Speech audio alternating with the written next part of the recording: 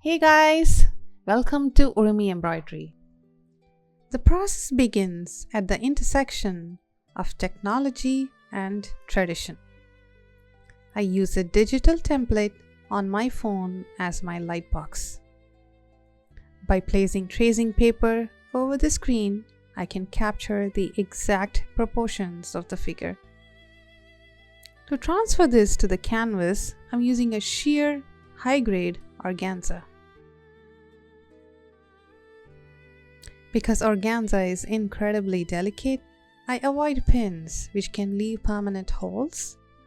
Instead, I use magnets to sandwich the template against the fabric. This provides a stable, slip-free surface, allowing me to trace the silhouette with a fine fabric marker. It's a clean, professional start to a complex journey.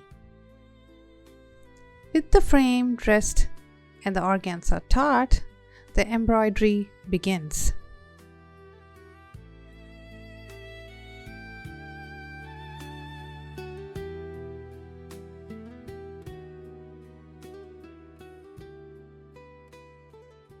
Art has always been my way of capturing the fleeting moments of life.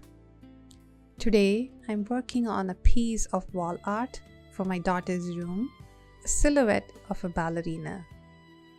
This isn't just any dancer. The lines and the poise are inspired directly by her. To bring this vision to life, I'm using the intricate technique of tambour or Luneville embroidery.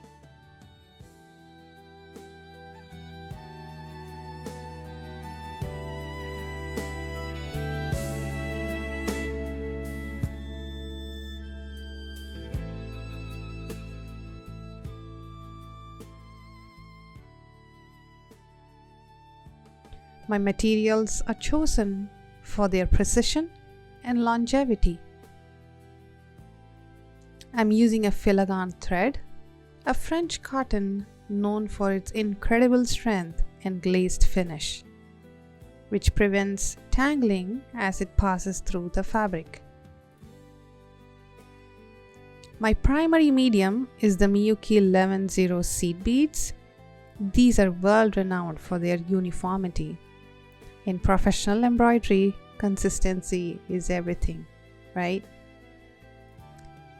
Working from the top side of the frame, I use the Luneville hook to create a precise chain stitch, carefully inserting each bead into the design to form a continuous, shimmering line of glass.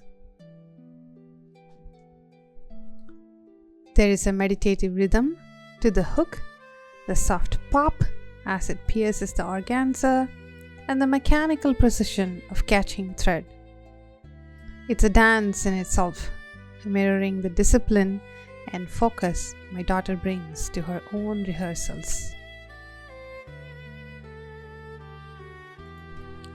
As the silhouette begins to take shape, the true challenge of tambour embroidery reveals itself: the mastery of tension. Unlike standard needlework, working with the hook on organza requires a delicate balance. If the thread is too tight, the fabric puckers, breaking the illusion of fluid movement. If it's too loose, the beads lose their alignment. I find myself constantly calibrating my hand pressure, ensuring that the chain stitch sits perfectly flat against the sheer surface. I find myself thinking deeply about the years of practice my daughter has dedicated to her craft. In ballet, there is a concept called balance, the appearance of being lightweight and effortless despite the immense physical strength required. I try to mirror that here. Just as she must control every muscle to make a difficult leap look effortless, I must control the angle of the Luneville hook to ensure the beads flow like a natural extension of the fabric.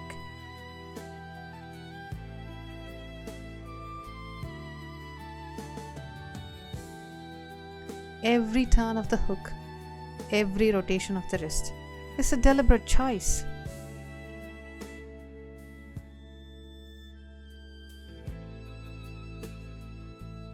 Working with Miyuki 11-0 beads from the top side allows me to see the sculpture emerge in real time.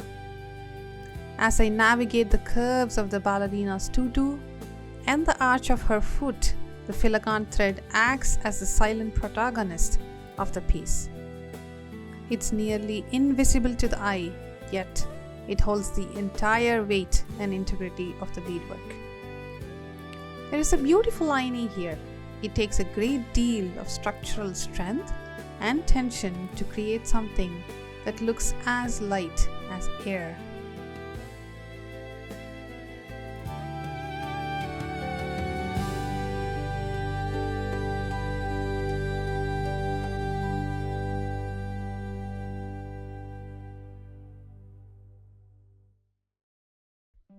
I spent hours in this middle phase. It is a slow, quiet conversation between the hook and the organza. You have to listen to the fabric. It tells you if you're pushing too hard. It's a reminder that beauty cannot be rushed. Much like the countless hours my daughter spends at the bar, repeating the same positions to achieve perfection, these thousands of stitches are the foundation of the final performance.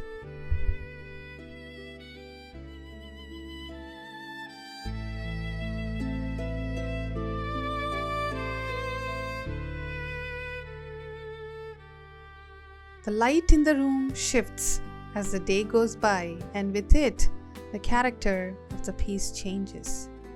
The glass beads catch the afternoon sun, casting tiny reflections across the workspace. It's in these moments of flow that the ballerina starts to feel alive. She isn't just a template anymore. She has weight, she has sparkle, and she has the spirit of the dancer who inspired her. I'm not just placing beads, I'm stitching a memory, a hope, and a tribute into the very weave of the cloth.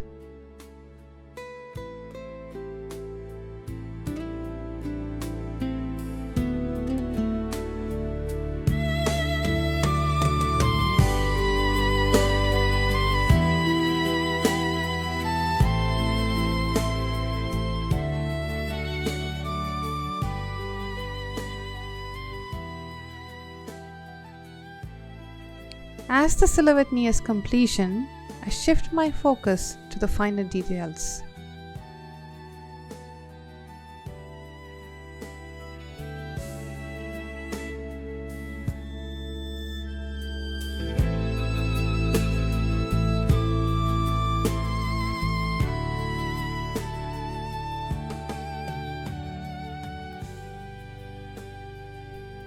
For the ballerina's hair, I have chosen Delica beads.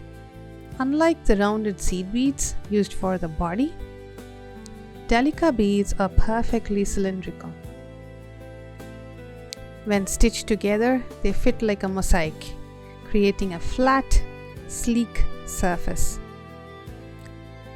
I have used these specifically for the bun.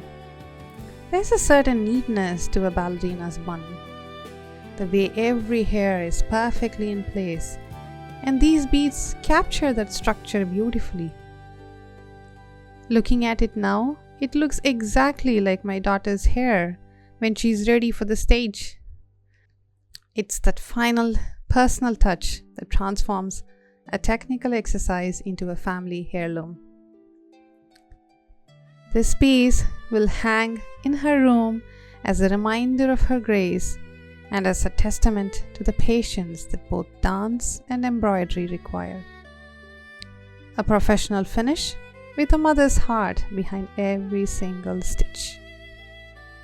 Thank you.